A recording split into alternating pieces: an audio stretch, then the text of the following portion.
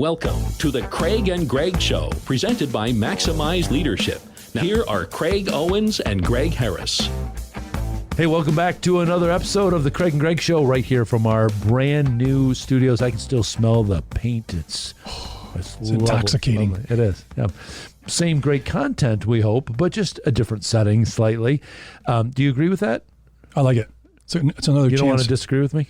Not today. I'm feeling disagreeable people are really quite a pain. So, I know. Yeah, we want to talk to you about a couple episodes ago. We talked about you're not looking for uniformity in your team. You're looking for a unity where you get together. But a part of that, to get to that spot, sometimes there's some disagreement as you get to there. But there is a difference between disagreement and being just a disagreeable person. So let me, I'm going to start off with a quote. This is actually from one of Dick Brogden's books. He said, "Strong leaders respect and need no men." Not yes men, but they need no men. It's weak leaders who surround themselves with the ever agreeable. Unity requires honorable disagreement. Otherwise, you don't have unity, you just have uniformity. And that's what we talked about before. We want unity, but in order to get there, you're going to go through some disagreeing times to get to that spot. I think the tension that you kind of want around making decisions is natural. It's like stretching out before you go work out. Yeah. Like it doesn't feel that great, but then when you're working out, you're like, oh, it feels great. Sometimes we have to do that in business. Yeah, and it's a little tight, it's a little painful, and sometimes you want to short circuit that, cut. Oh man, this stretching is hurting a little bit. I'm just not going to do it. But then what happens when you're out there trying to perform at a higher level? If you haven't warmed up, right? Yeah. I think the disagreement, most people think, oh, that's a troublemaker. Yeah. I'd like to change that. I think disagreement could be just a person who's very curious. Maybe hasn't had that perspective or that information before. Right. Versus the contrast of a disagreeable person is you could give them, tiramisu that tastes great and they're like, it's too crusty. Yeah. I'm probably not going to be able to please you at all. Yeah. But the disagreement, I think we have to kind of be a little patient with, like a little grace-filled, like, okay, I wonder why she's saying that. Do I need to clarify? Do I need to ask her, what are you struggling with? What would you change? A disagreeable person, I probably have to spend very little time with. It's good boundaries. Yeah. But we've had them both, haven't we? Disagreement and then disagreeable. Yeah. Well, I found for me, like the disagreeable person for me has been something like this, where the I don't like that, or I'm upset by that. Well, what is it that's upsetting you? Well, I don't know. I just don't like it. Is there something like that I'm doing wrong? No, I just. That's not the way I was raised, or that's not the way we did it before. And they can't really give you an answer to it. They just don't like it, and they're not going to go along with it. Okay. Well, you're not giving me anything that I can work with here. But when somebody comes in and says, I disagree with this, or I'm struggling with this because, here's how I've always thought it was this way, or I've learned this before, or whatever, then those kind of things, okay, I want to take those into consideration. I think what people get stuck with is, I have an opinion, but you probably need to have some facts versus feelings. So that's your opinion, and everyone's got them. So how can we break through this? What do we need to add or change? And if someone's disagreeable, you'll never find the happy spot. Right. If someone's just in disagreement, it might be because they don't know, right, or that we don't know. Yeah. I mean, as leaders, like, that's good perspective. I should probably add that to the story, or our vision, or our company's mission, or our organization. I do think opinions can get people pretty excited, and our job as leaders is to stay calm. Right. Well, and I think our job as leaders, too, is to listen to somebody who disagrees over here and somebody who disagrees over here, or maybe somebody who agrees over here. And as leaders, we're going to try to get them on the same page. We talked about our in the first chapters of our new book, the importance of a CEO's vision casting, talking about trying to get everybody rallied around that. Well, at first, when the leader says, "Here's the vision," there's going to be some people that are going to go, "That vision, I don't know. I'm not buying it." So we have to try to get them on board, which requires some extra listening skills. Yeah. Or I used to have in one organization that I led, we'd have some groups of people come in, and some of my staff members would go, "Do we have to have that group in here?" And I would say EGR, and they're like, "What's that?" Extra grace required. So let's just take a breath. Yeah. Let's extend some things to them. And I think as leaders, sometimes we have to say, "Okay, listen, I need to listen to them a little bit more." Or you said it too. I need to ask some questions I got to flesh that out a little bit. And partly the chance for us is to learn. Yeah. So I think the difference for me with disagreement is they're just differences. Yes. How far apart are they? And that's what our job as a leader is, to bring it close together. It's not going to be lined up perfect, but I want to also encourage us, it's normal to have disagreements. Yeah. Normal. Look at the camera, say that again. It's what? Look at the camera, say that again, because people need to hear that. It's just normal to have disagreements. So I'll give it a silly example. So you raised your kids well. You and Betsy are amazing parents. But I didn't do it like that all the time. Right. And it still worked out for you. Right. So my disagreement, well, I would never do that. Well, that's okay. Yeah. But it worked for you. So I think we have to be okay and accept there's a lot of ways to get there. Yes. And I think disagreements is one. Right. If I've had it where I've had some leaders that I've been partners with, and they just want the yes people. Yes. And we got no challenge. Right. We never got better.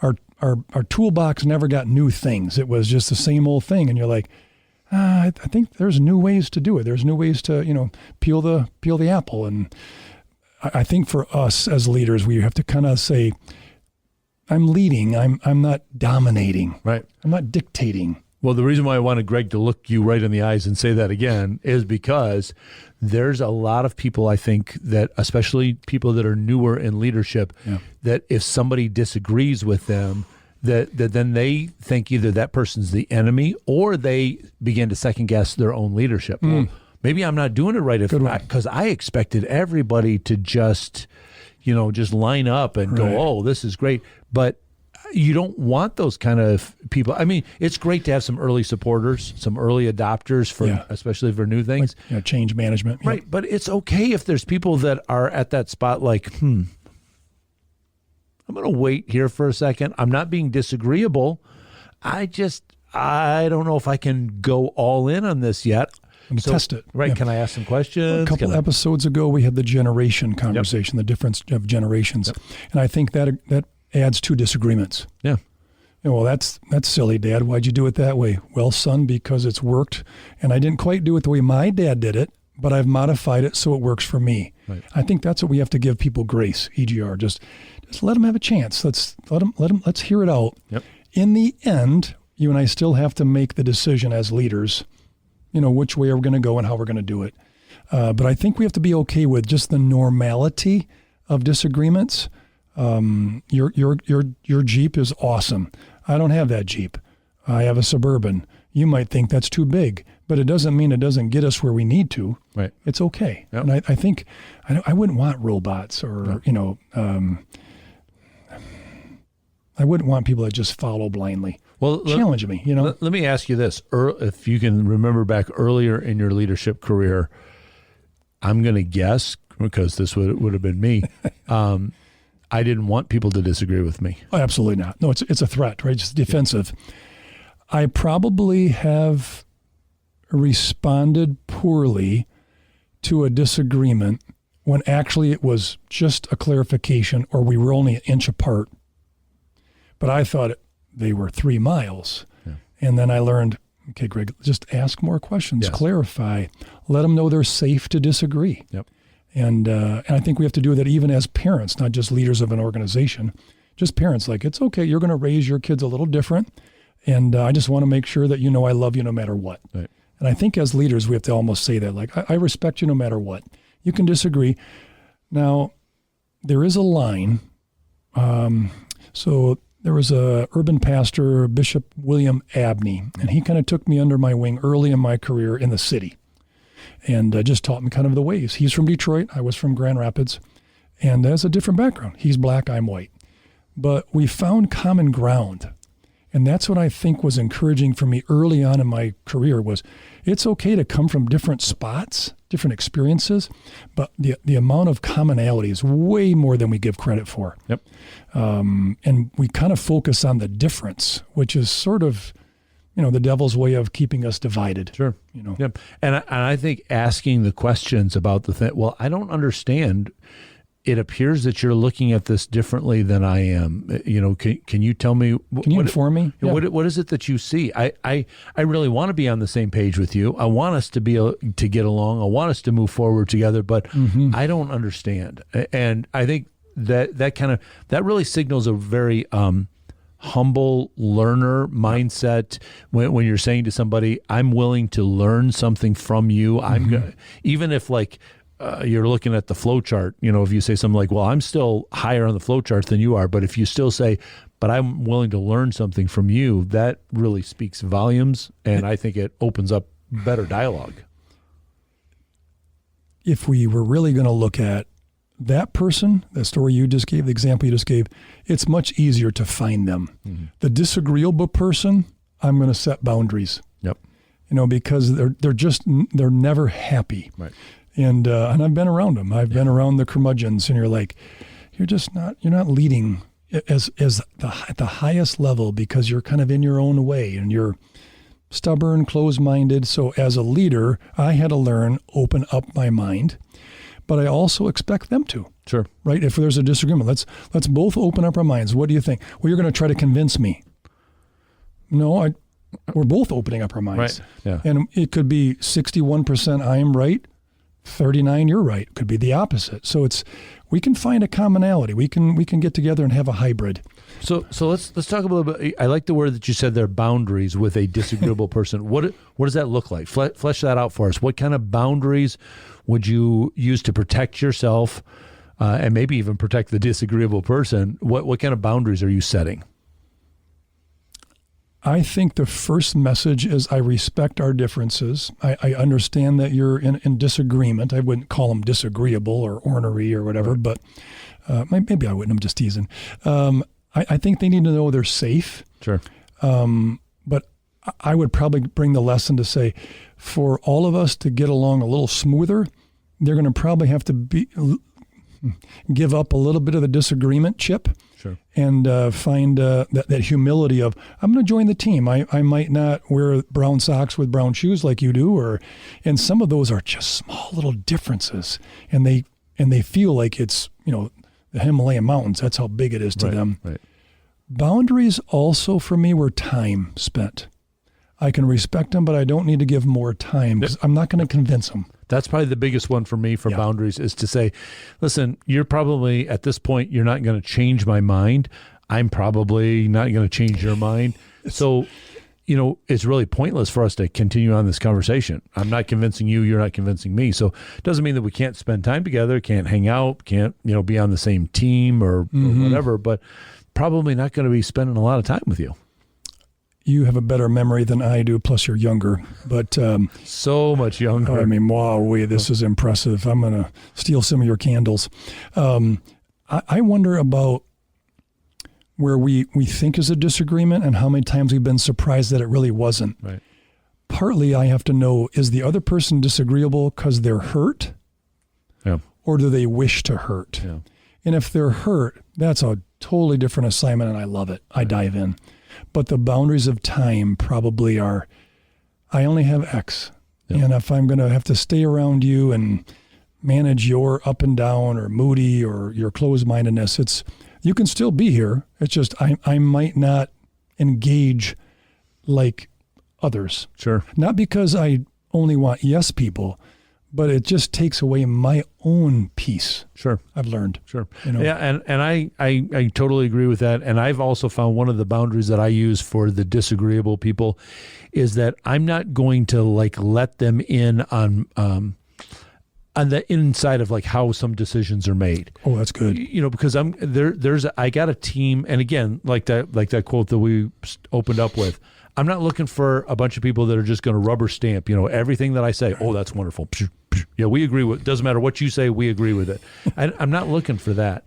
But there are some people that I'm going to have them in the process of like, this is a tough decision. I want you to tell me what parts you disagree with on. But I also want the people around that say, even though I disagree with you, when it comes down, when right at the very end, I realize you're going to have to be the one to make the final decision, and I'm going to respect whatever decision that is, even if I'm not 100% in agreement with it. That's a disagreeing person. That's not a disagreeable person. And so I'm going to let them in on the decision-making process. Yeah. That one that's just going, doesn't matter.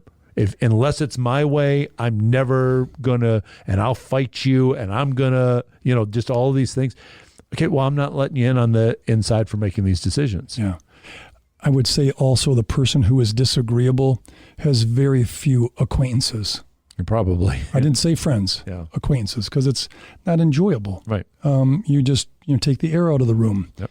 And, I think as I've led meetings and conversation, like around the table with partners and board meetings, et cetera, I'll often have to say, okay, that's great. You made your point. So anybody else? Because they want to hog. Oh, they'll dominate the time. Yep. So, okay, that time's up. All right. So, hey, Bill, hey, Mary, what are your thoughts? And that kind of quiets the disagreeable person. Right. But they're not already engaged anyway. Right. I mean, they're looking for a reason. That's the other part, like the Bible verse, the 2x4 in the person's eye and the speck in someone else's. Right. They're the disagreeable. I'm finding the speck in your eye. Right. And I actually have a 2x4 in mine, but I'm not going to talk about it. They just want to talk about that. And it's not building team. It's not building culture. It doesn't help us get to the vision. We talked about in a prior episode. It's like, it doesn't get to the vision. Where a disagreeable person would probably argue about semantics and grammar. Well, since you brought up that's a great scripture verse. There's one that I have applied it to myself a little bit differently. It's in Proverbs, and it says that the first to come along and tell his story sounds right until somebody else cross-examines him. And that's true, but I have to put myself in that and say, so that means when I present my ideas, I sound right until somebody cross-examines what I say. Yeah. And that means it's going to be somebody who disagrees with what I said, or they're looking for further clarification before they say that they agree. Right. And so that's why I have to be open. Like my first idea that I threw out here, it sounds right to my ears. It sounds right to my mind. In fact, I was just with somebody the other day, and she said, I wrote an email, and before I sent it, because I was a little upset. So before I sent it, I gave it to my assistant who looked at it and softened some of the spots. And then she said, boy, am I glad that she did before I hit send on that thing. And so, because in her mind, it sounded right. Right. This is what I want to say. Yeah, is it strongly worded? Sure it is, but I want to get this point across. Okay, I need somebody to cross-examine that. I need somebody to disagree with some of my thinking, some of my vocabulary choices, to say, hold on, that's going to push too many buttons. That's that read wrong. Yeah. Have you thought about how people are going to receive it here? So, first person to present sounds right until somebody comes along and cross-examines. I got it. I'm the first person to present. Okay. I need people to disagree and cross-examine that so I can get to the best. One caveat to add, I think as leaders and anybody else on the team with us, right? Defensiveness is such a quick reaction. I really have to work on that one, Craig. Like, why'd you even bring it up? Be quiet. Just let them speak. Yeah. Because it feels like it's a waste of time. Sure. I'm not saying that I wouldn't change, but kind of the way they do it, and like, it's cry wolf, and oh, here he goes again, Sure. So the defensiveness, I have to be careful. I don't wish to be defensive, and I don't wish to be a know-it-all, the dictator kind of idea. So it's not easy. I will admit, I've been around a number of people, and it seems like the disagreeable person is probably more one versus the other. Sure. They're looking for the spotlight and trying to kind of carve people out, kind of like a wolf does to a flock of sheep and get one. Whereas if they don't really know kind of what they're thinking, or they just are they're maybe concerned or they're confused, that's different. We can dive in. That's just a disagreement or clarify better. But I think defensive. You got a great quote in our notes that you shared. Finish up with it? Yeah. Most disagreements are caused by different perceptions that created different realities. Yep. That's kind of why I said from the very beginning when we started this episode, this is really big because it's everywhere, right? Disagreement. You can get it politics, religion, doesn't matter. Sports teams, exactly. I think it's very, very important to learn their realities. Yep. Why are we in different spots? Right. And then I've learned, surprisingly, we weren't that far off. Yep. But I had to ask. The disagreeable person, sometimes we're a country mile. Yep. Doesn't mean that they can't be here or can't be a part of a team, but you do have to boundary and kind of limit their influence because it can be a little toxic. Sure. Yeah. Well, one of the great places that a coach can help you out in your organization is exactly in this area of disagreeing versus disagreeable, because if you're in the middle of it, if anybody disagrees, you could be very quick to just lump them in the disagreeable category and maybe shut them down. So if you bring in an outside coach, somebody who's not right there in the middle of the battle, they can help you get a much better perspective. So we'd love to be able to help you out. If you go to maximizeleadership.com, check out the leadership resources we have there, but especially check out the coaching page. You'll see some of our coaches that are there. And down at the bottom, just fill in that form and say, hey, here's what I'm struggling with, or here's what I want to make sure that I'm not falling into this trap. And we'll read that and get back to you. If we can help you, we'll let you know. If there's somebody else that we think can help you better, we'll refer you to that person. But we just want to resource you and be kind of a sounding board to help you with that. So make sure that you check that out. You can also check out on Maximize Leadership. You can check out Greg's books. Got a brand new one that just came out called Sales Armageddon for all of you sales professionals. You're going to want to check that one out. And then Greg and I also just have our brand new first one in our series called Business by the Book. This one is for CEOs and their role of vision casting. So a lot of resources there. We'd love for you to comment below here on this video or reach out to us on X at Maximize Podcast and give us some feedback on this episode, or maybe share some ideas, some thoughts with us of upcoming topics that you'd like us to cover. We want to be here to resource you for that. So stay tuned, because there's lots more content that we're going to have coming your way real soon. Get in touch with Craig and Greg through Twitter at Maximize Podcast or at MaximizeLeadership.com. Be sure to subscribe so you don't miss any episodes of The Craig and Greg Show.